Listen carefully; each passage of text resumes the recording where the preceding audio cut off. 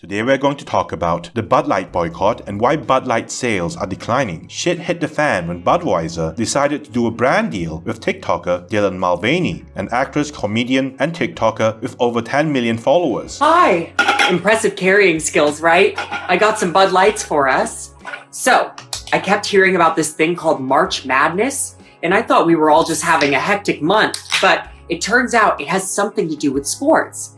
And I'm not sure exactly which sport, but either way, it's a cause to celebrate.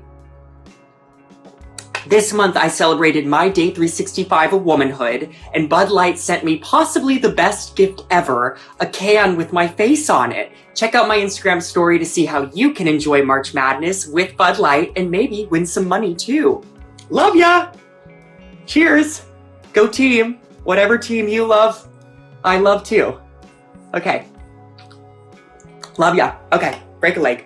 Everything started out fine. It was the typical get an influencer to peddle your merchandise on Instagram maneuver. Budweiser sent Mulvaney a bunch of Bud Light cans with her face printed on the side. It was supposed to be a celebration of March Madness and Mulvaney's first year of womanhood. Fans could win $15,000 if they sent in videos of themselves carrying lots of Bud Light cans. Dylan Mulvaney even dressed up as Audrey Hepburn's character from Breakfast at Tiffany's. Budweiser thought they were trying to use Mulvaney's transgender clout and fans to sell more of their cheap beer. They thought wrong. Unfortunately, many drinkers of Bud Light didn't like how the company supported the transgender community. There's a culture war going on in America where the transgender and LGBTQ want more people to accept their gender identity and pronouns. Many Bud Light fans did not agree with the transgender community and were, as a result, turned off by Budweiser's advertising. Users on TikTok showed themselves destroying Bud Light cans and pouring Bud Light beer into the sink. Users pouring out the beer, destroying cans, and even going as far as pretending drinking the beverage leads them to change gender. Sports fans chose not to buy any Bud Light products at bars or sports stadiums. Guys, this is so funny and bizarre. Look at that. That is the Bud Light. That is every single Bud Light stand here at Fenway Park in Boston. Right? We're at the Red Sox game. That's what the Bud Light cans are. Holy crap. Travis Tritt said he's planning on banning Bud Light from his tour. Kid Rock shot 3 cases of Bud Light with an MP5 submachine gun. Grandpa's feeling a little frisky today. Let me say something to all you and be as clear and concise as possible.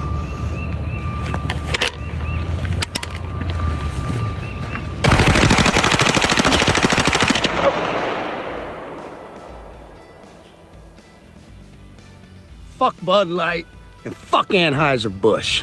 Have a terrific day. Woo! Yeah.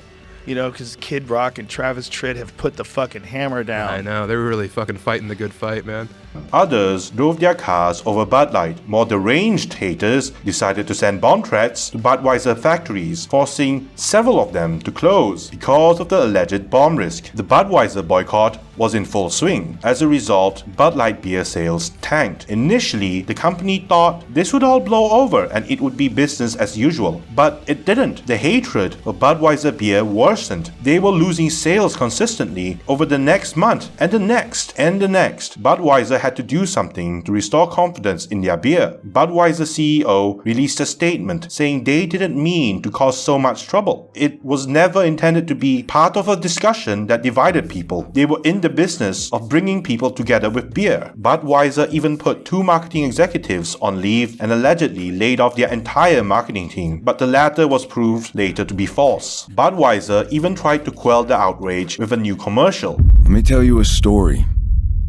about a beer rooted in the heart of America, found in a community where a handshake is a sure contract, brewed for those who found opportunity in challenge and hope in tomorrow. Remember, this is a story bigger than beer. This is the story of the American spirit. Hi Hi there, my name is Prancer. I identify as a reindeer. This ad is what we call damage control. Our thinking is, maybe if we post an ad with our iconic Clydesdale that identifies as a reindeer, and we say vaguely patriotic things, This is the story of the American spirit. people will like us again. Honestly, what we really need to do is just say, we f***ed up. But we all know that's not gonna happen. So just look at the pretty horse that identifies as a reindeer, and drink Budweiser again. If you don't, they said they're taking me to the glue factory. Joe Rogan didn't like it and laughed at Budweiser's tone-deaf efforts to rekindle the people's love for cheap beers that tasted like toilet water. People are dorks. And those dorks get important jobs, and they put Dylan Mulvaney on a Budlight can. That's what it is. You see the response that Bud had, the most recent response? It's like the fucking dumbest pro-America rah. Like, Playing it. Bro, you got to watch this Bud Light commercial. This new Bud Light commercial. Find the new Bud Light commercial. Listen to this. This is a company in deep shit, bro. And they make things like this. Look, you got the prairies, the ocean. You got a Clydesdale running down the street. Story. About a beer. Rooted in the heart of America. Found in a community where a handshake is a sure contract. What the fuck are you talking about? For those who found opportunity and challenge. You know, I would respect them if they had this, and then Dylan Mulvaney just starts cartwheeling into the frame. Day 368 of womanhood! This is when some CEO's like, Yeah. who is in charge?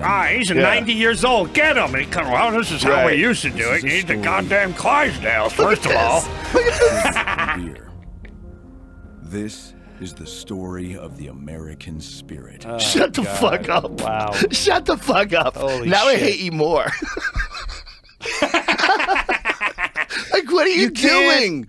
What is that? What was that? Budweiser's decision to distance themselves from Dylan Mulvaney was also a horrible one. They pissed off people on the other side of the argument. The transgender community attacked Budweiser for taking away their support from the transgender TikToker. Several gay bars in Chicago stopped serving Budweiser beer as well. At least 5 Chicago bars eliminating Bud Light, Busch Light, and Goose Island 312 from their drink menus. You abandoned us at the very time when we needed it the most. Budweiser's mistake was that it didn't know its core demographic would react so violently to its advertising. Sales continued to decline rapidly. Investors of Budweiser's parent company, Anheuser-Busch, yelled in frustration as the company's revenues took a massive hit. Anheuser-Busch's stock price plummeted. Today, Bud Light is no longer the best-selling beer in the country. Modelo beer took the top spot, toppling Bud Light's dominance in the beer industry for the first time in 2 decades. Perhaps frustrated by the lack of improvement in its bizarre sales drought, one Budweiser whistleblower claimed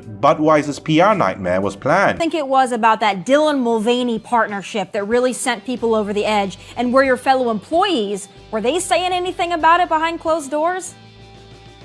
Yes. So I'm in Houston, and pretty much majority of the employees here are not supportive of this. We feel that it's the agenda of sexualizing children, and that's really what the problem is. That's what we don't like. So most of, including the plant managers, are not happy with what happened because we don't support that. I mean, we have no problem with pride and people and their beliefs, but with the narrative of things that are being forced down everybody's throat with the sexualizing of children, that's where the issue lies. And according to the insider who phoned in to the Tommy Lauren is Fearless show, many employees at the company believe brand deals made with Dylan Mulvaney were a strategic destruction of Bud Light. The whistleblower believes upper management were trying to destroy Budweiser's brand to lay off employees and save money. I mean, they expressed the fact that they were shocked. Why would they do this? What were they thinking? Especially now, this is the worst. It's like the worst timing yet the best timing if a company were to try to change the way it operates from a corporate level. So that's just my opinion, and many of us are talking about that, like they planned it in a way, like a strategic destruction of Bud Light.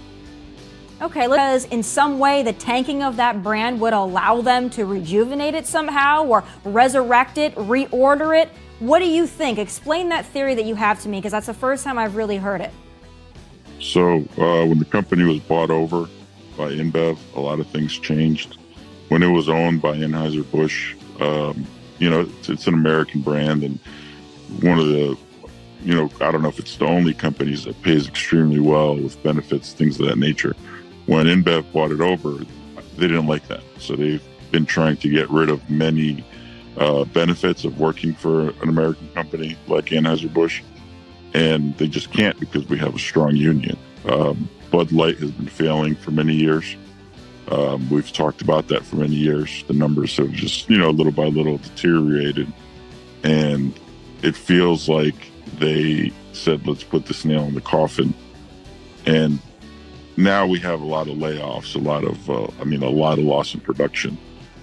It would be easy for them to restructure, let's say, pay or contracts, which we have a contract coming up, in a way that, well, we don't have the business anymore.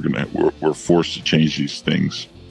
And that's kind of what everybody feels like. Like, it's too obvious that they would just mistakenly, do this and not expect these repercussions. I mean, anybody could tell you what was going to happen, but I don't know. That's really wild that you're telling me that. That's the first time I've heard that this could actually be intentional, that they want to get rid of some employees, that they maybe want to cut some benefits, renegotiate a union contract so that they're allowing the brand to fail so they can blame it on that instead of just laying people off.